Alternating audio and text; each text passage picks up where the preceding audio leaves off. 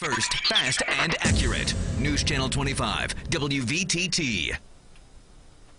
We'll be expecting some chilly temps in the next couple days. Let's take a look. So you can see there's going to be snow showers, snow flurries, and it's going to be decreasing. And tonight they're saying that it even could feel like it's approximately 0 degrees with wind chill, even though it's supposed to be actually 13 degrees. So when you are heading outside, make sure you bundle up, wear your jacket, wear your coat, wear your gloves, stay warm. We'll have full weather details coming up on Twin Tiers Evening News. Global news update on WVTT. Israel's parliamentary elections are less than a week away, and Palestinians will be watching very closely. Both Arabs in Israel who can vote and the Palestinians who cannot worry about what this election will mean for the expansion of Israeli settlements. CNN's Sarah Sider reports. Conflict flares in the dead of night. Some 500 Israeli police close in on 120 Palestinian activists in the West Bank. One law for Israeli settler and another law for the Palestinian people. More than 500 officers are working carefully and peacefully in order to make sure that the area is being evacuated. The day before unrest enveloped this property, Palestinians were busy putting up a tent village here.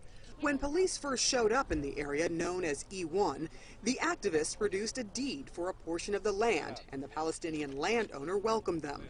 The Israeli High Court issued an injunction allowing the tents to stay for a time, but it did not address the status of the protesters, so the Prime Minister promptly ordered police to evict them.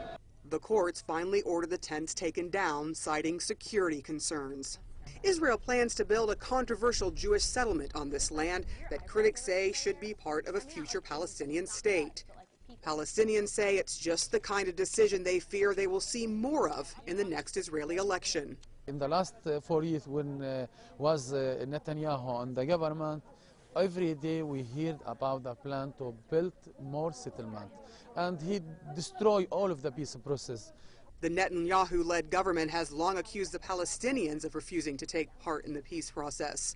For Palestinians living in the West Bank, the Israeli elections simply bring on more frustration because they know they can't vote, but they know they will also be affected by the Israeli government's policies. But there are Palestinians who can vote in the Israeli election. Arabs make up about 20% of Israel's population. Haneen Zoabi is one of their fiercest candidates. She's the first Palestinian woman voted into the Knesset and is on the campaign trail again. Israel considers itself to be a Jewish state, not a state for all of its citizens. In Israel, it is a part of the logic of the system to give privileges to the Jews on the expense of the Arabs, either in land confiscations, budgets, health care, economic rights. The election committee banned Zoabi from running this year, but the Supreme Court overturned the ban. That was imposed because 3 years ago she was on a Turkish ship which tried to break the blockade of Gaza. The exact details of what happened are disputed.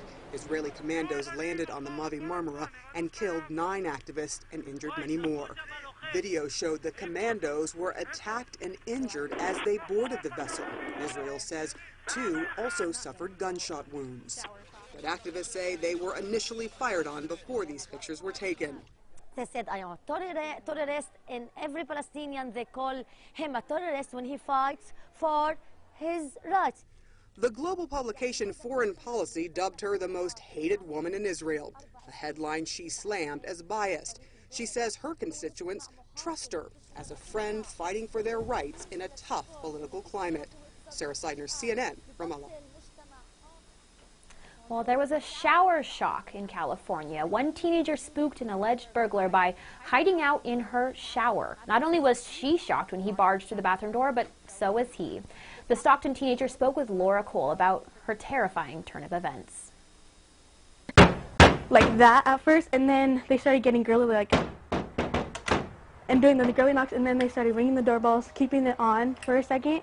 Sophie was just getting ready for school Tuesday morning, and when someone wouldn't stop knocking on the door, I heard glass breaking. Someone broke the family room window, so Sophie bolted to the bathroom. I was scared, and I was just like in the shower, hiding, and then the people came to the door, and they started trying to open the door, but I locked it, and at that point I was laying down in the bathtub, shaking like a lot. But the burglar didn't give up trying to get in. I was thinking I was gonna die. I was thinking what my mom would be thinking if she found me dead in the bathtub. And once the bad guy got into the bathroom, Would not stop staring at my eyes, just looked in my eyes. Sophie says the guy stood there for about 5 seconds, then left and escaped out the back door.